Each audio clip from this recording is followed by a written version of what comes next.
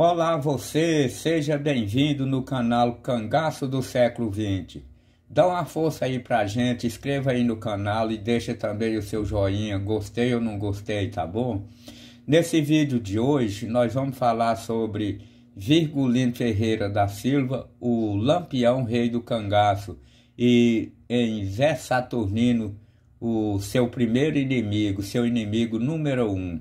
A família de Zé Saturnino com a família Ferreira, família de Virgulino, era muito amiga. Inclusive, a mãe de Zé Saturnino era madrinha de um dos irmãos de Virgulino.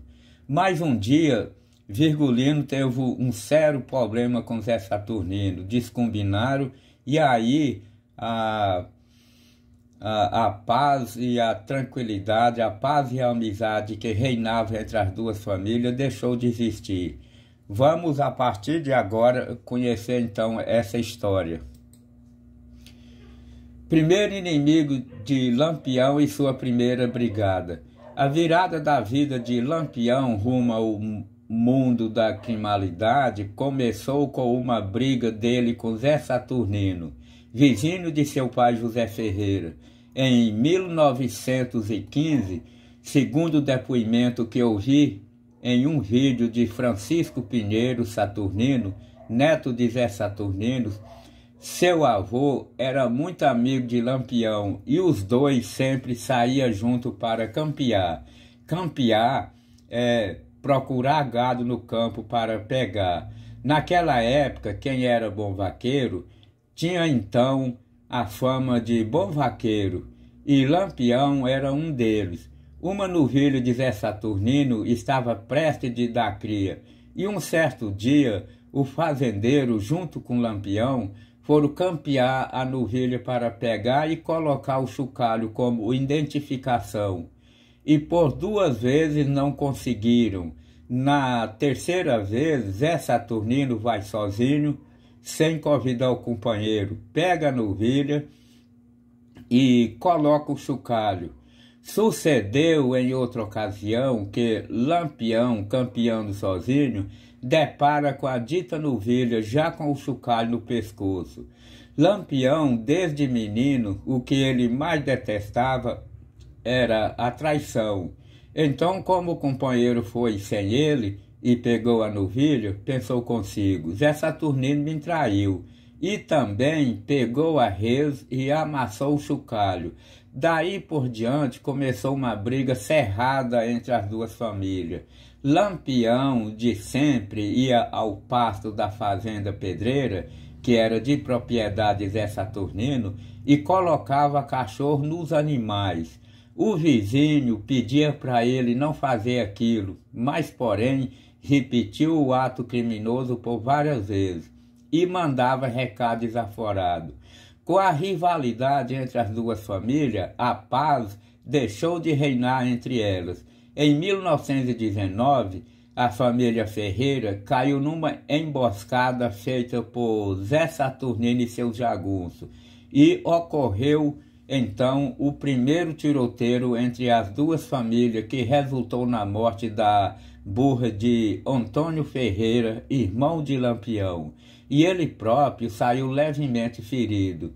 2 dias depois, o caso foi parar na justiça. O juiz, o doutor Augusto Santa Cruz, intimou as duas partes para prestar depoimento.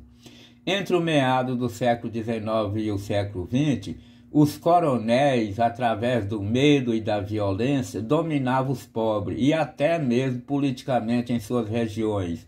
Na época, o Brasil ainda estava na velha república e o voto não era secreto. Nesse caso, existia o voto de cabresto. Os coronéis podiam comprar o voto de maneira bem segura. Os eleitores, principalmente os pobres, não tinham liberdade de escolher e votar em seu candidato preferido. Os coronéis, líder político, cada um dominava sua região e impunha as suas próprias leis ou condições. Os coronéis chegavam e falava para seus empregados, agregados e também para os outros eleitores em geral da região que dominava. E lhes diziam: ou você vota em quem eu mandar, ou não terá mais aquele dinheiro emprestado para ir pagando aos poucos da maneira que puder. Os agregados eram ameaçados a ser expulsos da fazenda caso não votasse para o coronel. Em alguns casos diziam: ou você vota em mim, ou eu te mato. E como Zé Saturnino pertencia a uma dessa família muito poderosa, que dominava politicamente toda aquela região, Zé Saturnino apenas dirigiu para Virgulino e disse-lhe: arranja um advogado para sua defesa. E Virgulino, então, saiu procurando um advogado ou outro alguém para que pudesse lhe ajudar no processo, mas, como se tratava de um membro da família Carvalho, a mais poderosa da época na região, Virgulino não achou nenhum advogado nas ruas de Vila Bela que quisesse se envolver na questão. Então, Virgulino, por ser um homem trabalhador, ficou muito contrariado e, sentindo-se humilhado, foi em uma loja, comprou 3 rifles e 200 balas e mandou um recado para o juiz dizendo assim: avisa o excelentíssimo juiz que eu já estou com 3 advogados e 200 testemunhas para resolver este meu caso. A partir daí, então, entre a família Carvalho e a família Ferreira, passou a ter cheiro de pólvora no ar.